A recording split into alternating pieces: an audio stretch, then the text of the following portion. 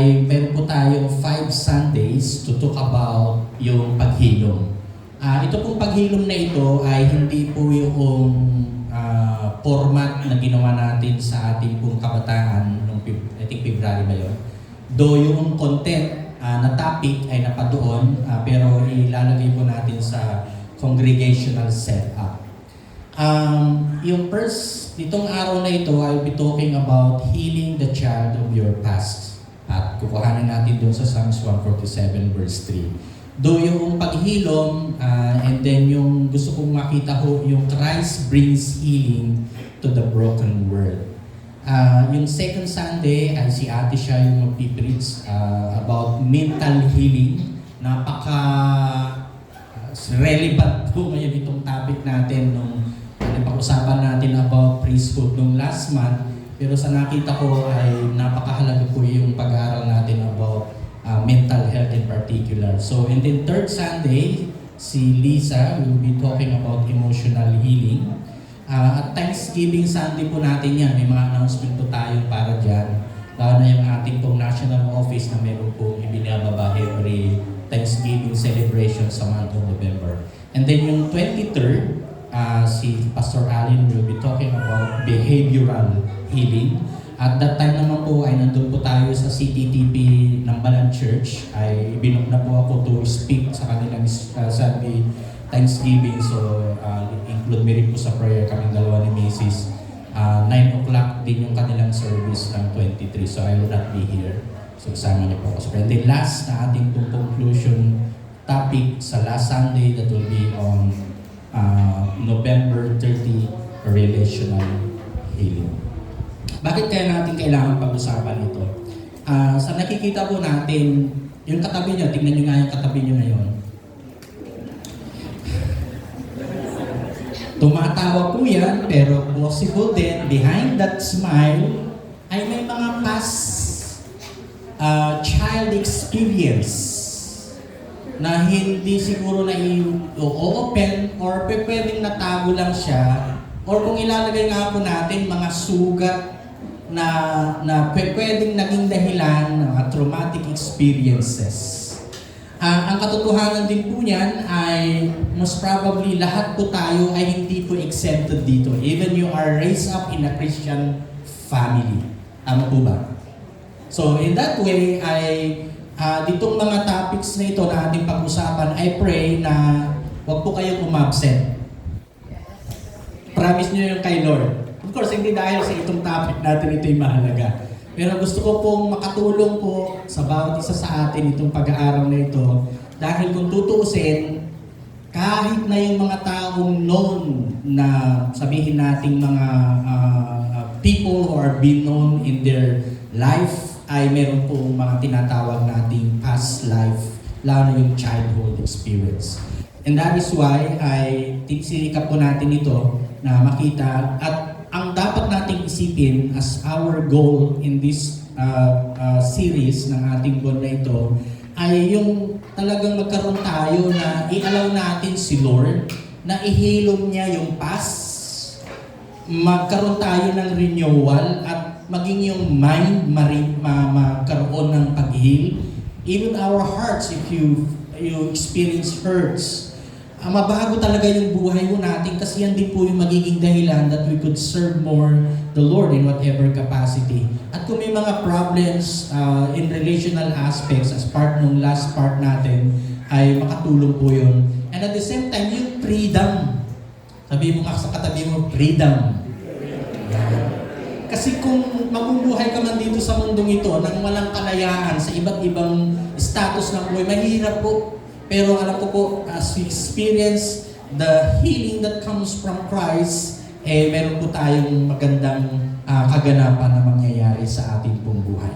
So to start with, we will be reading the passage. Isang verse lang po ito, pero yung Psalms 147 kasi, ay titingnan din natin yan ano bang nakaganapan at that time, though Israel as far as a nation ay meron pong kwento kung paano rin po sila sinamahan ng Lord at naranasan nila ang paghilom na tinatawag. So Psalms 147 verse 3.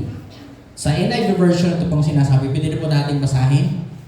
He heals the broken-hearted and binds up their wounds. Manalangin po muna tayo. Lord, today we are so grateful and indeed maraming salamat sa iyo pong pagkakataon na ibinibigay sa aming buhay. Nandito kami na mayroon pang lakas, hininga, na pwede namin pong either tingnan yung magagandang bagay na ginagawa mo in our present time and even the things that you are preparing for us in the future. But in reality, marami rin po pagkakataon that we are thinking our past life wherein we experience a lot. Either ito man po ay sa aming paglaki, either inside the family, and any other circumstances na nagkaroon po kami ng mga iba't ibang kalalagayan sa buhay. And today, allow us to really see Christ, our great healer, even the past that we have gone through. And through your word namin pong pag-aralan today, samahan niyo po kami na maintindihan po namin ito upang sa ganun makapamuhay po kami na mayroong tinatawag na pwedeng ito ay kalayaan sa anumang pong past na life na mayroon kami. Or even as we look forward to see a greater things na magaganap pa habang kami nag-journey sa aming pananampalataya. Salamat po Panginoon sa pangalan po ng aming Panginoon Jesus. Amen. Aware naman po tayo that October 22, mayroon pong kagimbal-gimbal na naganap sa isang buhay ng kilalang, sabihin nating newscaster ng kanyang anak ay kinitilang buhay. Di po ba? Sino po? Si Eman, or actually lalaki po pala yan, akala ko po babae. Babae. But anyways, lumaki po siya sa US na, at grabe ho kung iisipin nyo, vocal siya, mentally, yung tinatawag nating mental health. At hindi ko po kasi nireview po yung interview ni Tony Gonzaga. Pero talaga hong ibinubukas niya yung, kumbaga open siya na ayaw sanang gawin yun ng kanyang tatay dahil private yung nangyari sa kanyang childhood. Pero inopen po niya. Pero nakakalungkot lang, kahit ganoon, gumawa pa rin siya ng isang decision na alam natin napaka-challenging yun, lalo na sa pamilyang naiwanan. At ang banggit nga po ay sabi nila si Kim Atienza, Kuya Kim ay isang pastor. I don't know, validated po, hindi ka pa masyado kasi naalaman yung pamilya. But to make it reality, hindi lang po yung ng kwento na nagaganap na nababalitaan natin. Either marami pa.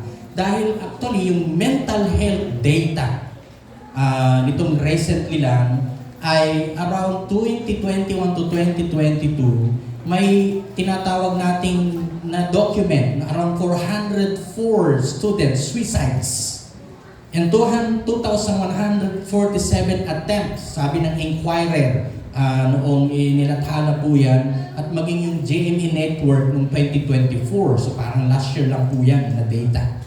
At as far as the share of youth with suicide ideation, tumaas po siya ng 3% by 2013 to 7.5% in 2021. Kaya ang data po at present, though ito hindi po worldwide, ito lang ay tinitingnan ata dito sa ating bansa, around 1.5 million youth. But alam naman natin, hindi lang kabataan ang pinag-uusapan dito sa mental health problem. Around 1.5 million youth as far as the data of UP Population Institute noong 2022 at nailathala rin po sa JMA itong ganitong areas. At ang pinatinitingnan nilang ranges of ages from 13 to 17 years old na seriously considered suicide rose from 11.6% in 2015 to 23.1% in 2019. At itong attempts na ito ay tumataas pa po siya. So ibig sabihin po, napakahalaga po talaga nating pag-usapan ito dahil even in the church, hindi po ito keep-centered. Kahit kayo na nandito, nakikinig ngayon sa mensahe ito, I do believe there will be a time as you experience depression nawa hindi humantong sa suicide. Sabi mo sa katabi mo, si Christ, siya yung maghihilom niya. Kasi po, yun lang din po naman talaga ang pag-asa natin. Sisimulan ko rin po sa bago natin tingnan yung tatlong point na gusto ko pong important dito today. Tingnan po natin yung picture na yan. Ano po nakikita nyo?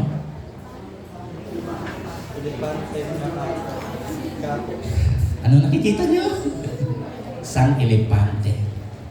Of course, pag tinignan nyo po, marami kayong makikita yan. Sino nakapunta na ng Thailand? Thailand.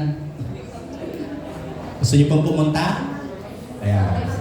Samahan nyo na si Monica saka si Jonah sa March next year. Mag-mission exposure po sila. So makakakita sila ng napakaraming ilipad. Nakabook na ata sila alam ko. Dahil may seminar na in-invite po sila ni Pastor Elba. Meron pong isang bata na siya po yung nakatira sa small town, meron po mga alaga rin yung kanyang parents. Isang maliit na farm sa isang small town sa US po ito naganap.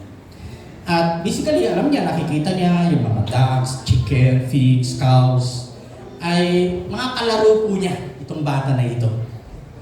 So madaling sabi, nakakakwentuhan niya as far as yung kanyang, doon kung meron pa bang ibang kapatid o kapitbahay. Pero yun po yung everyday na nakikita po niya. Kaya alam niya kung ano yung buhay sigurado ng mga hayop na nandoon sa kanila na inaalagaan ng kanyang parents. And one day, sa kanilang town, ay merong mangyayaring tinatawag na circus. Wherein, at dadalhin din yung iba't ibang animals ng isang circus event na kung saan nabalitaan itong batang ito, yung magaganap na yun.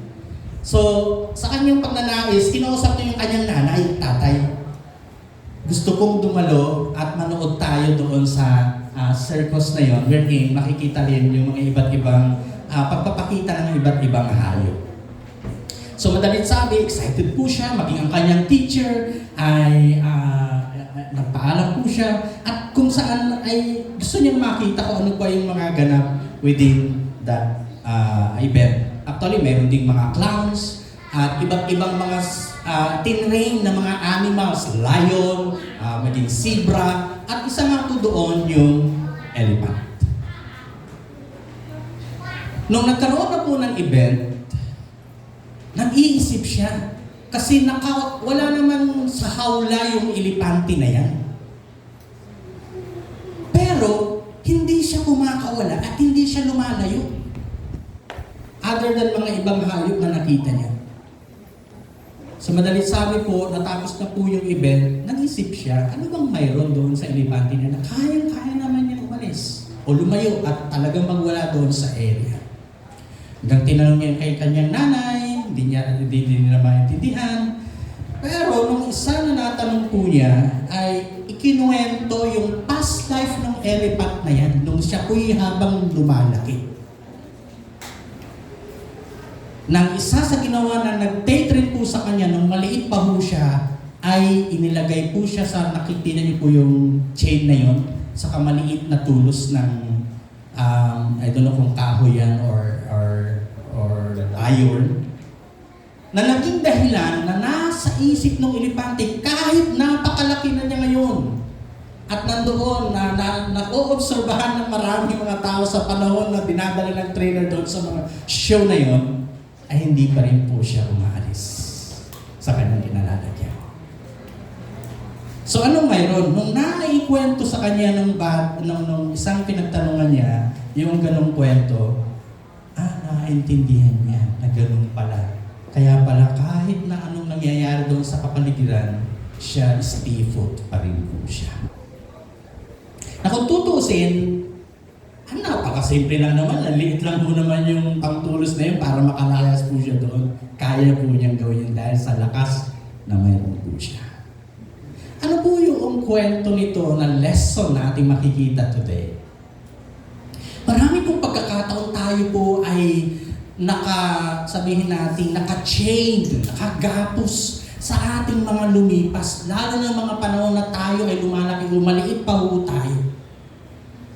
At dahil sa ganung kalalagayan, kahit na sana ngayon na malaki ka na, kaya mo nang gumawa ng mga bagay na pwedeng magagandang gawain pero nakatali ka pa rin doon sa iyong nakaraan. And that is why mga bagay na pwedeng either ipinagagawa ng Lord ay hindi mo na rin siya kayang gawin. I think today, as we see the truth about the passage na mayroon po tayo, ay maintindihan natin na si Lord, nais po niyang tayo ay alisin doon sa ganong kalalagayan. Either i-heal po niya yung ating pong mga child experiences na mapapait, mahirap, sacrifice, maraming nag-sacrifice tayo at iba't iba pang mga bagay. Bago natin maintindihan siguro itong Psalms 147, ay tignan muna natin yung ano bang background na mayroon tayo dito. Kasi nung tinignan ko po kasi yung iba't ibang mga pwedeng gawin natin para i-connect dito sa ating pong topic itong Psalms 147, ayaw ko naman magiging malayo doon sa context at pinakadahilan kung bakit din sinulat itong Psalms 147. Ang Book of Psalms po ay 150 chapters. So, ibig sabihin, yung 147 ay isa siya sa kasama dito sa tinatawag nating pagsusulat. At ito po ay in writing, siya po'y poetic writings. At ginagamit siya sa pag-worship at iba't iba pang uri. At yung human emotions, yung human experiences, pag binasa mo po yung Book of Psalms, ay makikita niyo po yan. Yung despair, yung lament, at maging yung thanksgiving sa mga iba't iba rin karanasan, lalo na pag tinignan niyo po yung panunulat ni David as far as yung writings. Doon hindi naman lahat ng Book of Psalms ay sinulat ni David. Dahil yung 147 na Psalms na ito, or from 146 to 150, ito po rin yung tinatawag po nilang the Hallelujah Psalms because of its beginnings and the end. Yung praise the Lord, the Hallelujah. Actually, kanina nung umawit po tayo ng last song natin ng worship, na-usher po ako sa langit. Sabi ko, ang ganda pala na kapag yung hallelujah daw, the hallelujah words of praising the Lord, ay magandang expression niya na talagang ma-elevate ka doon sa pagpakalapit kay Lord. I think napakagandang mga experiences po yan along the way. At yung Book of Psalms, ganito po yan, pinapakita yung writing. At do sabi nila unknown yung 147 kung sino yung sumulat, do Jewish tradition, sabi ng mga mga nananaliksik, ina-attribute po nila yung writing na ito, yung 147 kay David. Dahil sa panahon po na yan, ay meron pong tinatawag na naganap sa bansang Israel, the post-exilic, yung mga Levites, they come to the temple and worship the Lord and praising the Lord. At yung pinaka-tone of this part ay pinapakita rin how God assured them at inalayo po sila doon sa Babylonian exile. Ito po yung mga ibang backgrounder ng kwento ng Psalms 147. Alam natin, ang Babylonian Empire ay isa sa mga sumakop sa bansang Israel at dinala po sila doon at naranasan po na naman talaga nila yung napakatinding hirap while they are in tinatawag natin sa pagkakasakop po sa kanila. Pero ang kagandahan po nito, mayroong pinangako si Lord sa kanila. At yung mga tao ay ibinalik ni Lord from the captivity noong around 538 BC. At yung city, the temple where the ruins na nasira ng panahon na sila kinaptive ng Babylon, na-discourage sila, they're wounded physically and emotionally. Naranasan po nila yon as a nation. But God reminded them that He will again rebuild the city and even the people will come back again to Jerusalem. And that is why itong Psalms 147 wherein yung binanggit ko doon that He binds, anong ginamit ko na word po dyan kung babalikan natin yung passage? Ano sinasabi po? He heals the brokenhearted and binds up their wounds. So ginamit yung tinatawag nating isang doktor, halimbawa kanyang pasyente ay ganito ang sugat na kailangan niyang i-bind. Yung broken hearted naman, pwede ito ay mga, ano ba yan? Yung mga kabataan ba natin ito, broken hearted ba kayo ngayon? Si Lord ang pwedeng mag-build. Siya ang pwedeng maghilom yan. Amen? Palakapan po muna natin ang Lord. So, ang pinaka-main idea po ng Psalms 147 that God is not the builder of a broken walls, which is the Jerusalem in particular, but He also healed the broken hearts of the people of Israel. And that is why yung condition ng bansang Israel that time, kinakailangan nila ang magbibigay ng kagalingan because of the broken heart sa verse 3 na atin pong tinignan po dito sa part na ito. Meaning, ang pwede natin tignan po dyan sa word na broken-hearted sa Hebrew word, which is the original, shattered, crushed, broken into pieces. Dumating na ba sa punto mo nung mga panahon na ikaw ay lumalaki, ganyan yung karanasan mo? You are shattered, you are broken into pieces. I think ito yung kailangan mo, si Lord. Siya nagbibigay ng healing. Though medyo may konting twist, gagamitin ko po yung naganap last week. Meron po kaming kalan na nabili 2 years ago. Yung kalan na yun ay medyo may konting sabihin natin, ay doon po kung bagong style ng isang brand na glass. Of course, hindi po siya yung gas range na mga matitinding magaganda. Normal na burner or ano ba tawag nito? Kalan. Na glass po yung ibabaw. So for the past 2 years, hindi naman namin ina-expect na habang nagluluto si Mrs., may putok. So, nandito ako sa second floor, nag-aaral at ano may ginagawa. And then, binidyohan niya agad. Sana ipapakita ko po sa inyo, pero hindi na. At, to make the story short, yung pong glass na yon, may mga ilan talagang yung part ng glass na yon, talagang na-shattered putok. Buti lang wala si Lisa doon ata that time nung habang nagluluto. Kasi kung hindi, kapag nasabugan ho siya ng glass, may sugat po talaga mangyayari. So, ano po yung gusto kong tingnan? Pag na-broken yung isang bagay, di ho ba hindi magandang kaganapan, di ho ba? Like yung glass na binabanggit ko na kalan na yan. At iniisip ko, kapag ito naman ay aayusin mo, hindi na kasi may ibang gilid, may sa gitna.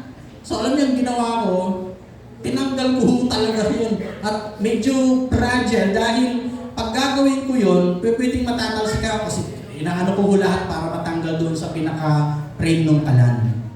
At ang ginawa ko pa nga para hindi siya magiging risky pag naglalakad. So meron bubog kasi mahirap. So to make this story short, wala na din na kaya i-repair. So ang pinaka-option na solution is bumili ng bago. So kakatuwa naman yung ibinigay niyo po na gift check noong pong ating appreciation. Nagdagdag lang ng konti, nakabili ng bagong kalan. Na hindi na ganon sa iyo. Buti na, hindi na i-shopping ni Mrs. yung kung hindi, wala kaming kalan na magagamit. So, may mga bagay na talagang mahirap nang i-restore. At yun nga, sa tingin ko, yung kalan na yun na frame niya yung glass, hindi na kayang i-restore dahil talagang broken na po siya. At ang solusyon na lang ay bumili ng bago. Ngayon, ang gusto ko pong tingnan po natin dito sa first part na ito. Nung time na ang Israel ay naka-experience ng loss of homeland dahil talaga totally sira ang kanilang mga tahanan, maging yung temple at the time, yung family separation, kasi yung mga iba, dinala po sa Babylon at may mga naiwang pamilya or either kamag-anak nila na hindi naisama sa Babylon. So, may separation of family. Mayroon yung tinatawag na deep guilt and grief from sin because maybe yung kanila pong pagtingin na patungkol kung sino ang Lord sa kanilang panahon, sa kanilang karanasan. At yun po yung mga nagaganap sa kanila at that time. Ngayon, kung ilalagay po natin siguro, itong unang point na gusto nating tingnan today,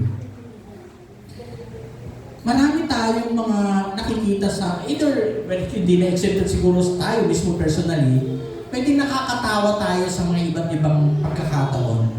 Pero somehow, kung nararanasan naman natin, naiisip yung past experience natin, nakikita natin paano nga ba makakaalis doon sa bahagi na yun. And I think today, ay pwede natin tingnan na kapag mayroon tayong ganong karanasan, i-acknowledge natin yung brokenness. Sabi mo sa katabi mo, acknowledge brokenness. Kasi hanggat hindi mo yan inaamin na mayroon kang mga ganong karanasan at itatago mo lang yon, dadalhin mo pa rin at dadalhin yan sa anumang sitwasyon sa buhay mo. Doon kapag inopen mo naman siya along the way, mga taong pwede mong pagkatiwalaan, I do believe, kahit pa paano, maiibsan ka ng bigat na dinadala. Marami na nagsasabi ng mga psychologists, mga psychiatrists, if you have a deep hurt or any situation, problem that you are facing in life, kapag na-share mo yan sa tao, maliban kay Lord, dahil talaga naman si Lord ang unang-unang mong lalapitan, pag na-share mo yan sa ibang tao, 50%, no 100% na dala-dala mong problema, maiibsan ka ng 50%. And then yung 50%, kung mayroong kakailanganing solusyon, ay another way of coping up or taking solution in the 50%. Pero yung 50% na solution naman. Kaya ibig sabihin, sabi mo sa katabi mo, bawal talagang magtago kay Lord at sa mga tao.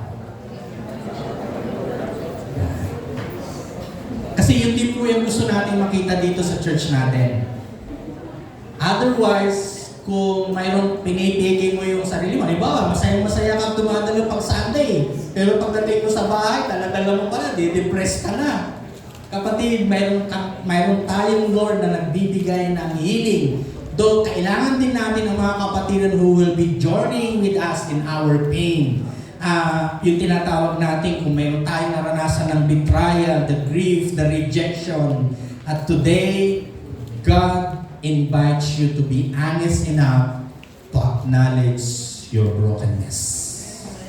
Kasi hindi po yung kalugihan, hindi rin po yung kahinaan, kundi makakatulong po yan para makaangat ka at makaalis ka doon sa iyong kalalagayan na lumipas. And I pray na itong unang binabanggit po dito, that God is the God who gives us, na tinatawag nating brokenness of heart, ay bibigyan naman tayo ng healing on that way. So, yun po yung unang gusto nating makita po dito sa verse na ito. Second, alam niyo po ba na yung part ng God's healing touch na binabanggit natin dyan, sa verse 3 pa rin yun, He binds up their wounds. Ang word na binds up, shabash, sa Hebrew word, gagamit po tayo kasi para mas makita natin yung yung wordings na yan sa original meaning. Ibig sabihin to wrap, to bandage, to care for a wound as a physical or physician tending a patient. Sino ba dito yung may mga sugat ngayon na sa ngayon siguro scars na lang, ibig sabihin mga nahilom na pero may scars pa rin. Sino dito mga sugat? Salamat po. Pag nakikita niyo po yung pikla, ano yung naalala niyo sa sugat na yun kung sakali? Nagano dito yung kapatid. Para may sugat sa puso ata. Huwag naman ganon. Huwag naman ganon sugat sa puso, malalim po yun. Mahirap tignan po yan, maliban sa doktor, titignan po yan. Ngayon,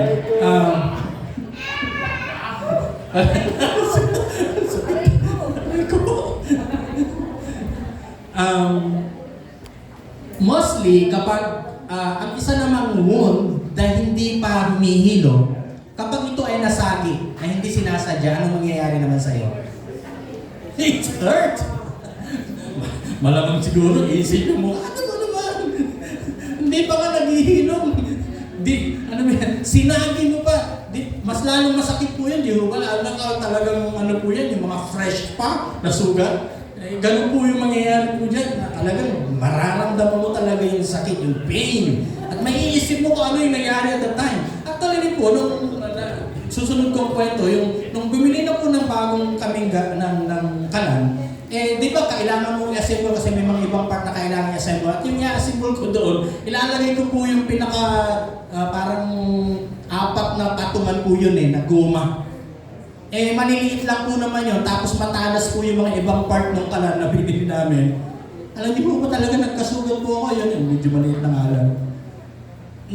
nahiwa po yung daliri ko nung habang ini-screw po, hinihigpitan po yung kalan. Kaya talagang may dugo talaga. Literal. Sabi ko, ano ba naman ito? Nasira na nga yung kalan, magkakasugat pa ako. Pero alam niyo po, kahit na masyadong careful ako dahil alam ko matatalas yung partner, wala pa rin eh. Hindi sinasadya talagang masugatan.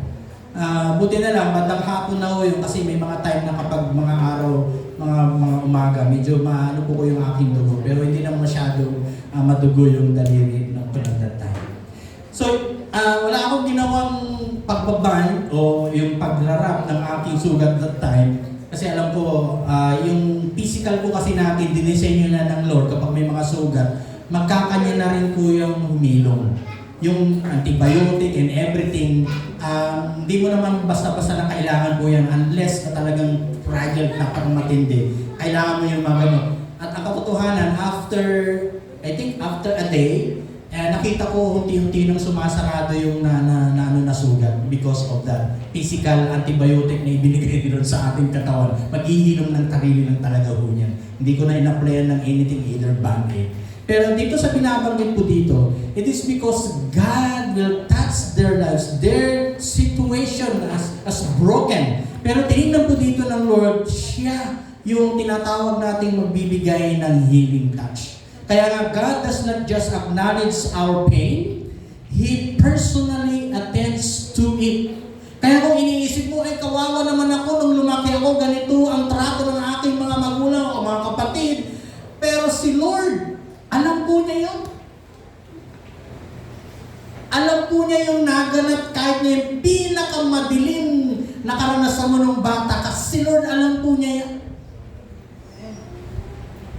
Huwag mong sabihin iniwanan ka ni Lord or either ikaw ay victim or in situation mo na yan, pwedeng may tinitignan si Lord na maganda kahit na napakatindi. At ang maganda po dyan, He will give you the healing. Yung healing touch ng Lord ay nandoon. I think kung ilalagay po natin yung kaganapan dito, yung bind up the wounds ay tinitingnan ni Lord. The same God who created the stars stoops down to bind the wounds of His people. Kaya may titingnan niyo po yung, babalikan po natin yung passage natin. Sa verse 4 po yan, after that verse 3 ng Psalms 147, tingnan niyo po yung verse 4. Alam niya na titiyak ang bilang ng mga tala. Isipin po yung kung gaano kadakila ang Lord in His, yung power, yung kanyang sovereignty. Isa-isang tinatawag yung ngalang itinakda. So, ibig sabihin, alam ni Lord yung anumang circumstances sa buhay mo. Either your past, nung ikaw ay lumalaki, either yung pinaka-hardest point of your life, alam po yan ng Lord. So, ano yung pwede mong gawin dyan kung si Lord naman talaga nakakaalam yan? At ibinukas mo na rin siyempre, tulad ng isa sinasabi, acknowledge that brokenness. Pero ngayon, dapat i-allow mo si Lord na ihilom niya, i-bind niya yung wound na yun. Amen? Otherwise, kung ikaw ay gagawa ng iba't ibang pamamaraan para hilungin yan, baka hindi tamang pagkakahilom yung mangyayari. Quote and quote. Pero kapag si Lord yung nagbigay ng paghilom, yung pag-wrap up po yan ng Lord, like emotional healing, hindi po yan instant but intentional. At yung love ng Lord, God's love, touches what people cannot reach. Iniisip mo halimbawa, baka nga, ay maganda na lang mag-asawa dahil sa pamilya, hindi ko na nararanasan yung love, hindi nga naintindihan ng mga magulang ko na ito yung need ko. Kaya mag-asawa na lang ng maaga, baka sakali. Pero na nag-asawa, anong nangyari? Kasi hindi naman may bibigay nung napang-asawa yung lahat na makailanganin niya. So ano mangyayari ngayon? Broken pa rin daw. So ibig sabihin, hanggat hindi si Lord yung nagbigay ng paghilom na yan, most likely, hindi talaga pa na totally healed yung sugat na yun. But today, I pray na anumang yung past life ng buhay mo, let the Lord give you the wrapping and the healing na kailangan mong maranasan. Daw lang natin, hindi siya instantly mangyayari if ever na. But God walks with us through that process. At yung healing through His Word, His presence, and His people is really needed. So from, yung tinatawag natin una, yung condition po nila, that they need that brokenness of heart, at yung kanilang karanasan na ngayon, that God's compassion, yung healing touch ng Lord, napakahalaga sa kanilang brokenness. And lastly, ito kung titingnan niyo po yung Psalms, kapag may mga karanasan ng isang, either as Israel, as a nation, there were always time of celebration. So from the condition, yung kanilang the compassion of what God can do, at yung how they celebrate para sila ay makaalis doon sa kanilang sitwasyon. God restores the whole person. Actually, kung babasahin pa rin natin yung verse 1 onwards up to 6, bago yung ating binasang verse 4, tingnan niyo po natin. Sa verse 1 ng chapter 1:47, O kay buti ng umawit at magpuri sa ating Diyos. Ang magpuri sa kamay ay kanya'y tunay na nakakalugod. Ang lungsod na Jerusalem, anong ginamit dyan? Muli niyang ibabalik sa kanyang mga lingkod na nagtapon sa at nalupi. Verse 3, yung mga pusong wasak ay kanya ring lulunasan. Ang natamo nilang sugat agad-agad tatapanan. Verse 4, alam niya natitiyak ang bilang ng mga tala. Isa-isang tinatawag yung ngalang itinakda. Verse 5, si Yahweh na ating Diyos ay dakila at malakas. Ang taglay niya ay karunungan ay walang nakakasukat. And then verse 6, yung magpapakumbabay siya niyang ililigtas o itataas, ngunit yung nagpapakambog sa lupa ay ibabagsak. Ngayon, kung nilagay po natin, anong klaseng restoration ba ang naganap sa bansang Israel at this time? While David writing this Psalms 147. Yung verse 2, yung city, in-specify ni Lord na kanyang i-restore yung syudad na nasira. Yung puso ng mga tao na nakaranas ng iba't ibang pain, lalo na nandun na sila sa Babylon. Yung internal restoration. But yung verse 4 and 6 itong Psalms 147, yung spiritual restoration. And I think yun po yung maganda rin bahagi dito sa buhay natin, ay patuloy nating mararanasan yung part na yan. Kung ilalagay pa nga ho natin as we apply, maliban na i-acknowledge natin yung brokenness, but at the same time yung pagkilos ng Lord na siya, yung mag-bind sa ating mga sugat, dapat tayo rin, pag naranasan na natin yung pagbigay ng Lord ng healing, magkaroon tayo ng tinatawag nating restored heart. Arise with a restored heart. Ibig sabihin, pwedeng yung joy and peace return when the heart is surrendered. The peace of God, tulad ng sinasabi ng Philippians chapter 4, verse 6 to 7. Hindi na po natin babasahin po yan. Pinopoint out ni Pablo po dyan sa mga taga-Pilipos, yung tinatawag nating kapayapaan ng Diyos na siyang iingat sa kanilang mga puso, isip, at maging doon sa kanilang tinatawag na pamumuhay. So, nangangahulugan lang, tayo pong lahat ay pwede mo talagang makaranas ng paghilom ng Lord kahit na yung mga past childhood experience po natin. Before I end, in conclusion, naisip ko lang habang pinag-aaralan ko po ito, ako po yung lumaki talaga sa amin na hindi naman ako palaging nasa poder ng magulang ko. Grateful po ako, kailangan po akong makituloy sa aking tiyahin na kapatid po yun ng tatay ko dahil well off sila, marami silang mga inaalagang hayop, medyo maganda ang buhay. Sa amin, 8 kami magkakapatid. At yung grateful na yan, marami rin po ako naging karanasan. Actually nga po, there were a time na kailangan akong tumulong sa pag-harvest ng corn doon sa parang mga pinsan ng aking tiyahin na malayo rin sa aming barangay. Ibang barangay po siya pero within the Mangaldan area. To make this story short, at that grade 4, so mga ano pa lang po ako that time, sabihin natin mga 9 or 10 years old. sa pag-harvest na yun, may pong isang pipi hindi naman malayo atang kamag-anak namin, pero nakilala ko lang doon na ng time nag-harvest. At kasama ko rin po yung pinsan ko na anak ko ng aking tiyahin. Ay hindi kami nagkaintindihan po nung ano na yun, ng pipi na yun habang nag-harvest. Eh siyempre may pag nag-harvest, hindi lang po yung kamay ang ginagamit, minsan pinagamit ang karit. Parang nagalit, nag-flare up yung pipi na yun.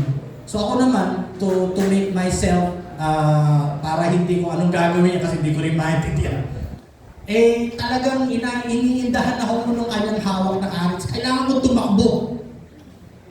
Iniisip ko that time, habang tumatakbo ako doon sa kalagitnaan ng maisan na yon, baka katapusan pa na. Nakakatuwa naman dahil siguro may plano talaga ang Lord. Nalaman ng aking pinsan na kasama ko that time, ang anak ng tiyahin ko. Yun, dahil mas lalong close, kakilala niya po yung pipi na yun. Sinabi niya na hindi masamang tao yung pinsan ko na sabi niya doon sa pipi.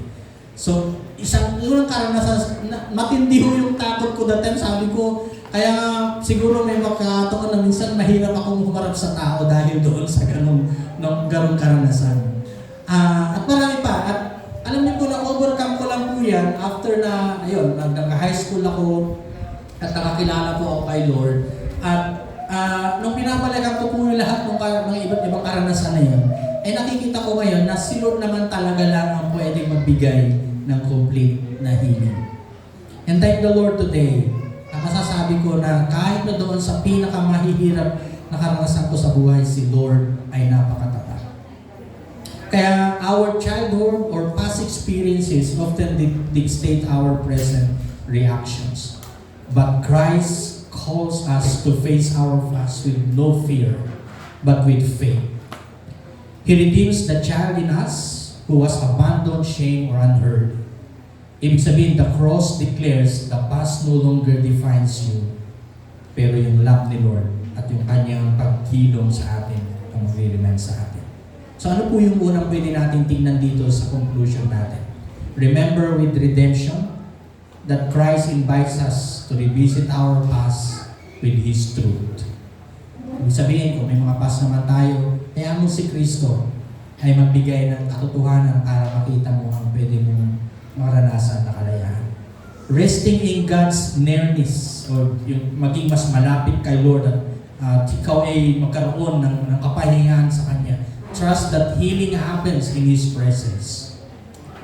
Of course, releasing true forgiveness and let go of the burden of resentment. Ibig sabihin, kung ano man po yung mga pwedeng gawin natin along the way, kung may mga pagkakataon kailangan mo mag-release ng forgiveness, ay gawin po natin para makalaya tayo sa ating mga lumipas. So, ano yung mga discussions na pwede natin pag-usapan dito mga kapatid? Sa inyong mga D-group, kung mag-meet kayo today or within next week. Una, how has your past influenced your present responses or relationship? Ano yung nag-i-influence sa iyo ng mga lumipas na karanasan mo? At ano yung response mo ngayon that could make you sa iyong relationship? Number 2, what step can you take to let Christ redeem your story? Ano ba yung mga pwedeng akbang na pwede mong gawin para si Kristo i-redeem niya po yung mga kwento ng iyong lumipas, either your childhood. And lastly, natanong natin, ano yung katotohanan sa salita ng Diyos? What truth from God's Word gives you hope for your past? So I pray na maliban sa kung ano yung pwede nating ma-share sa ating kapwa, sa buhay na mayroon tayo, ay maranasan din natin ang presence ni Lord, ang kanyang salita, at of course, yung divine enablement ng Lord para tayo ay sumunod. Tayo po ay manalangin. Lord, salamat po sa iyong biyaya na nandito po kami today. Tulungan niyo po kami na habang tinitignan ang aming mga lumipas na siyang ngunit nakakahadlang lalo sa aming pagpapatuloy, ay makita namin ang una, ikaw yung Diyos, na nais mo pong i-acknowledge namin ang aming pong mga brokenness. Yung anumang hurt or challenges na aming dinaanan sa aming paglaki. But at the same time, we will see your mighty hand could touch us, Lord. And bind up yung bibigay mo po ng kagalingan sa amin. And of course, you're the one who could restore us ay maging dahilan para mag-rise up kami. Upang makagawa pa kami ng mga bagay na gusto mong ipagawa sa amin. Na hindi po kami nalulugmok doon sa past experience namin dahil yun po may kakayanan ka na kami ay hilungin, Panginoon. At yung paghilong na yung maging dahilan para kung ano yung nais pong gawin namin, ipinagagawa mo sa amin, ay magawa namin na may katapatan at sumunod kami na mayroon pong paglalaan ng aming mga buhay. May you bless this word, Lord, as we continue to walk on, lalo na po yung aming pong mga next na mga topics na mga susunod na Sundays. We bless you, Lord, today and we entrust to you everything. In Jesus' name we pray. Amen. So si Ate Abigail, so lead us sa ating kung ano muna bago natin gawin yung communion.